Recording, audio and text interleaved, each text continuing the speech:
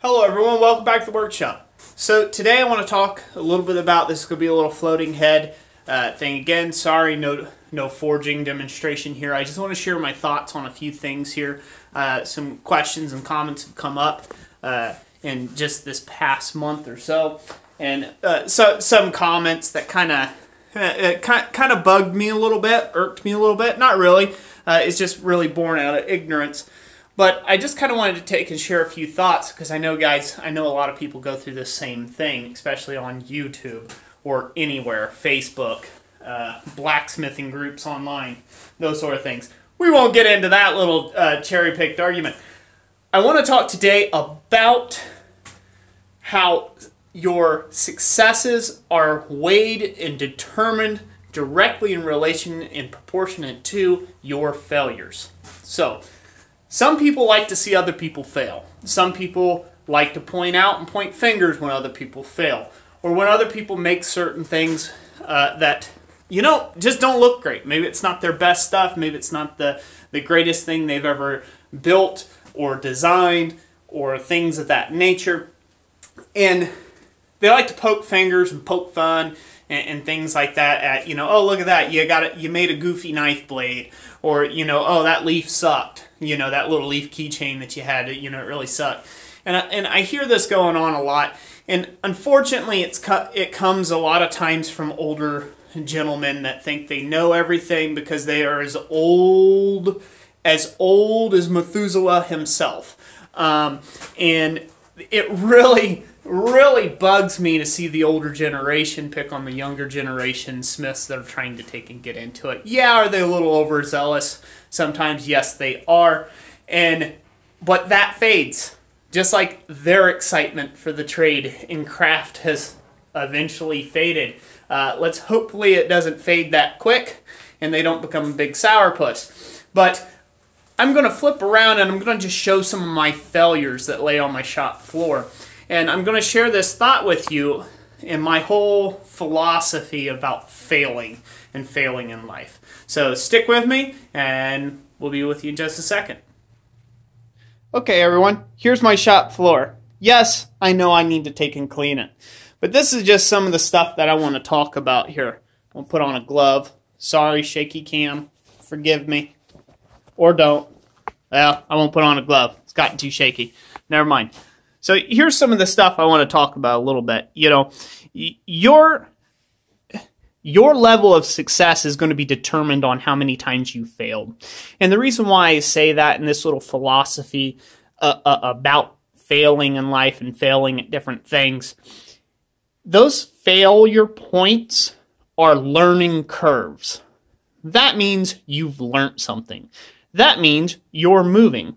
If you're not failing, if you don't have a scrap pile of lost little treasures and trinkets like this, most likely you're not doing anything. You're sitting in place while someone else is creating a scrap pile for themselves of failures, of learning places, things that they've progressed and learned and moved on. I was trying to make a video the other night where I would upset a 1-inch piece and turn it into pretty much a hardy hole block. It just got away from me, and time got away from me, and I got frustrated, and I failed. Had to take and ditch all the video that I made. Some guy gave me a lot of garbage about trying to bend this I-beam here. I was learning whether it could be done or not. Why? Because I had intentions on making a very large table using I-beam with archways and things. And guess what? Having a little fun with it while I was doing it. Lord and behold, it looks like a failure. Now, you can call me out on it and make all sorts of mention of, Roy, you're not very smart, and of course, everybody knows that you can't bend I-beam that way and all these other things. But you know what? There was a whole bunch of other people who commented on that I-beam video with some great suggestions of how they have bent I-beam in the past.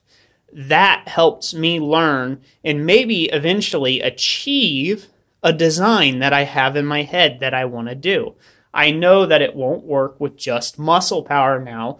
I will need something of a lot of weight or something with hydraulic force to move this. So there's one failure. These are just little trash bits from a hammer build. Here you go. Here was me testing out quenching medium, super quench. That's a failure. This was me just drawing some pieces out, practicing a little bit. I ended up getting the tip crooked, got a little cocky under the power hammer, and boom, failure, had to cut it off. I learned.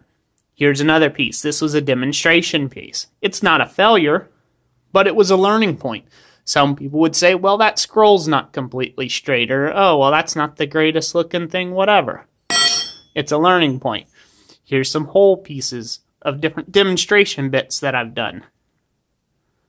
You know, things like that.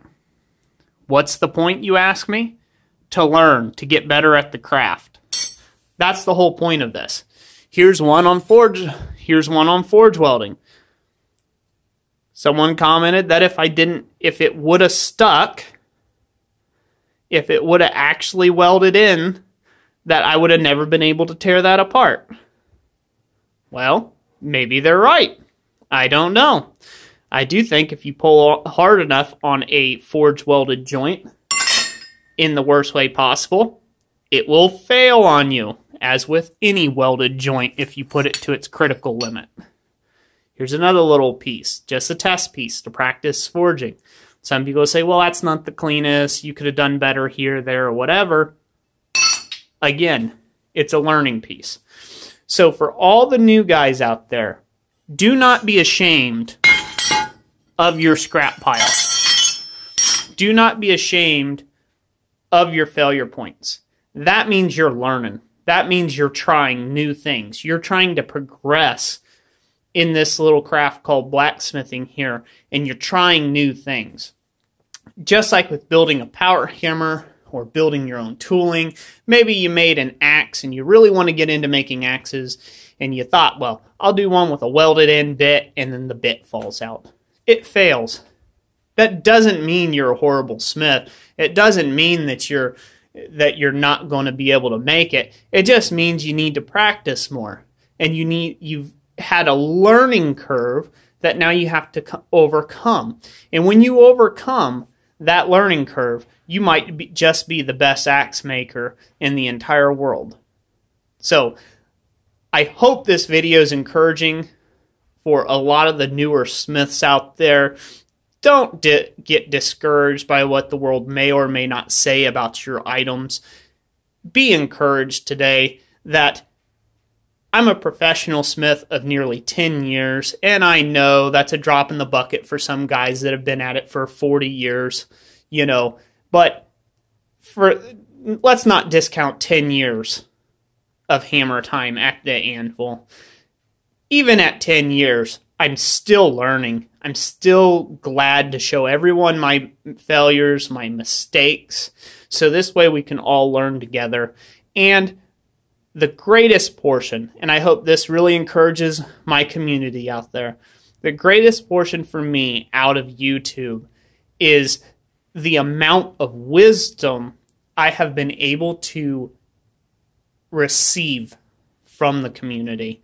There are so many guys that have done so much stuff in their life, 30, 40 years of doing something, whether it's welding or engineering or this or that or what have you, and they bring so much to the table that I can glean and learn from. And hey, it's okay to tell me I'm wrong about something. Just do it in a constructive way. And if you're talking to a young man that's trying to make a go at something in life, why don't you say it in a positive light to them and help build them up instead of tear them down? Because tearing them down only proves that you're a moron and that they're better than you.